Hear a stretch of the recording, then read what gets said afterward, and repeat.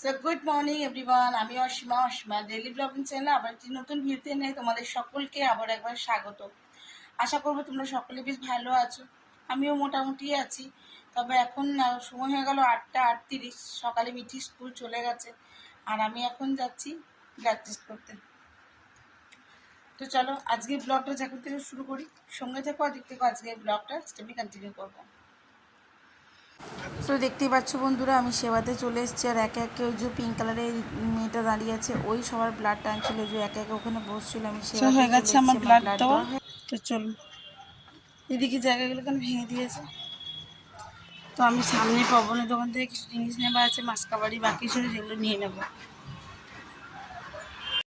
তো যাই হোক, পবন কাকুর দোকানের লিস্টটা দেওয়া হয়ে গেছে, ওখানে দিয়ে আমি চলে এসেছি সবজি বাজার করতে।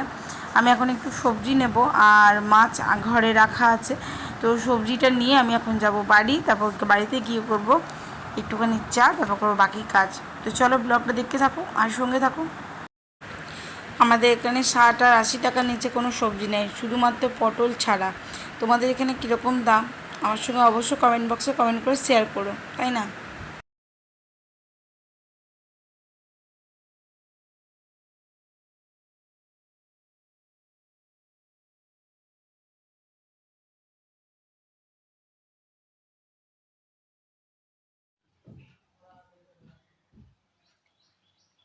তো আমি চলে এসেছি বাড়ি, আর সকাল থেকে যেহেতু চা খাইনি, এখন করে নিয়েছি 2 কাপ চা আর বিস্কিট একটু খাই, তারপর করবো কাজ।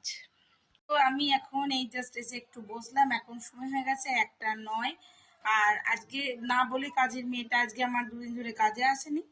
তো এবার সকাল থেকে ধরো আজকে আমার ব্লাড টেস্ট ছিল, তোমাদেরকে শেয়ার করলাম। তো ব্লাড টেস্ট করে এসে আর ব্লাড টেস্ট করে পাশে পবন কাকুর দোকান থেকে আমি মাসকাবাড়ি কয়েকটা জিনিস আমার বাকি ছিল সেগুলো করতে দিয়ে আসলাম, বাজার করলাম, দেন বাড়ি আসলাম।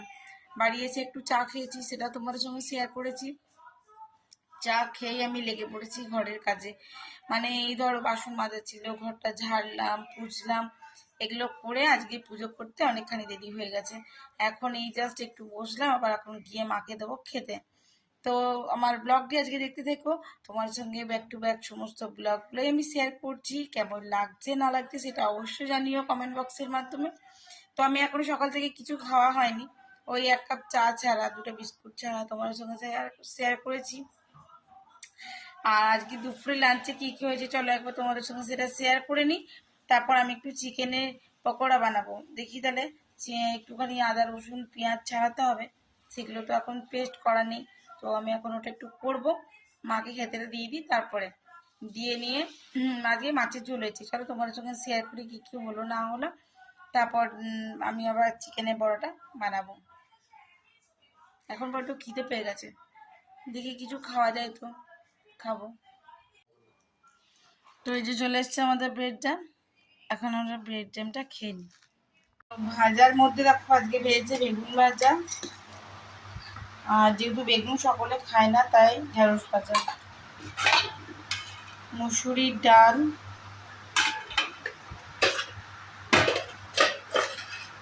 আর এই যে মাছের ঝোল পেঁপে দিয়ে। তো চলো মাকে লাঞ্চটা দিয়ে দিই। আশা করবো আজকের এই ব্লগটি আপনাদেরকে বেশ ভালো লাগবে, তো অবশ্যই দেখতে থাকুন আর সঙ্গে থাকুন। আর কোনো মতামত থাকলে অবশ্যই আমাকে কমেন্ট বক্সে কমেন্টের মাধ্যমে সেটা জানান। আর আপনাদের ওখানে সবজির দাম কিরকম চলছে সেটা আমাকে জানাবেন কিন্তু।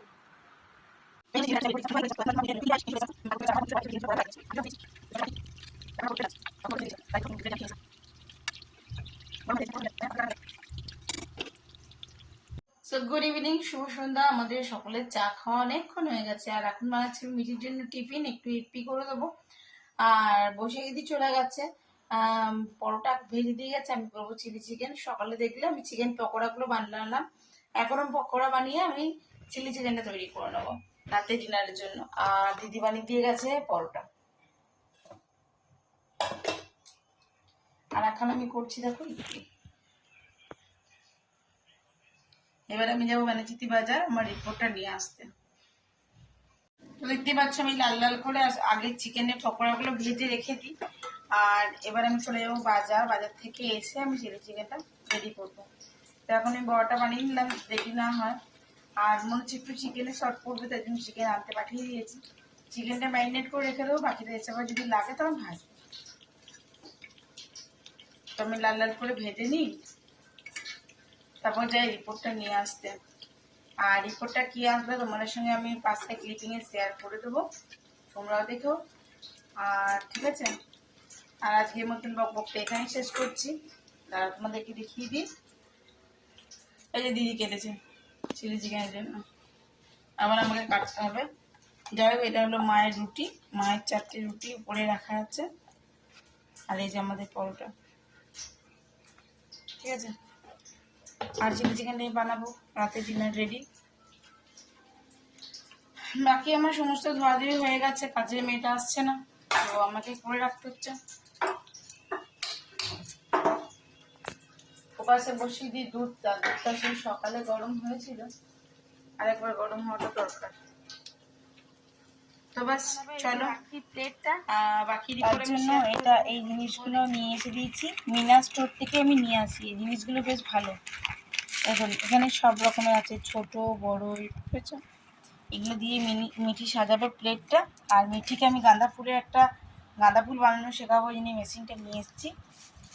আর একটা ব্রেসলেট তৈরি হবে আমাদের। আর এটা করার জন্য যে লাগবে ফেভিকল, আটা। তারপরে দেখো তোমাদেরকে একটা জিনিস দেখাই, ছোট পুঁথিও নিয়ে এসছে।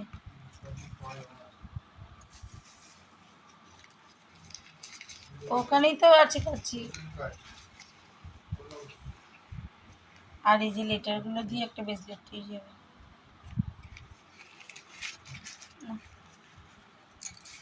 এগুলোই নিয়ে এসেছি। আর মাছ খাবারই কিছু জিনিসপত্র ছিল, সকালে বললাম দিয়ে এসেছি। আর এগুলো এখন একটু ঢেকে দিই, তারপর তারা দেখাই। আমি এই ছবিটা দিয়ে দেবো। এই যে আমার থাইরয়েড নর্মাল আছে, আর আমার ইউরিক অ্যাসিডটা একটুখানি বেশি আছে বললো। আমার পায়ে অসহ্য যন্ত্রণা করছে, কিন্তু আমাকে একটা ডাক্তারের কাছে যেতে হবে। এই হলো আমার ডাক্তারের রিপোর্টটা, সেবা থেকে নিয়ে চলে এসেছি। রিপোর্ট করিয়ে জিনিস নিয়ে হাত কাটিস না, চিকেনটা করে নিই, ম্যারিনেট করে দিয়ে চলে গেছিলাম। মালগুলো নিয়ে আসা হয়ে গেল, বাকি সমস্ত জিনিস নিয়ে নিয়েছি। আর এবারে যেটা করবো, এবার মিঠি ওই যে প্লেটটা দেখুন বানিয়েছে, এই যে প্লেটটা, এই প্লেটটার উপরে ডেকোরেশন হবে রাখির জন্য, ঠিক আছে। আর তো চলুন, চিলি চিকেনটা করতে করতে আজকে এই ব্লগটা এখানে শেষ করছি। ভালো লাগলে অবশ্যই কি লাইক কমেন্ট শেয়ার করে দেবেন।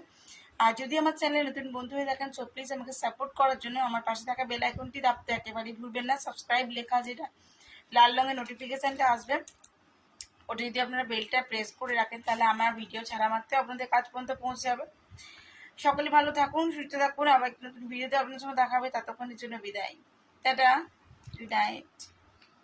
সো আমি আজকে কিছু কিছু মাল নিয়ে চলে এসেছি, দেখতে পাচ্ছি এখনো বলতে মালগুলো খালি করা হয়নি। আমি গেছিলাম সন্ধেবেলায় স্মার্ট বাজার।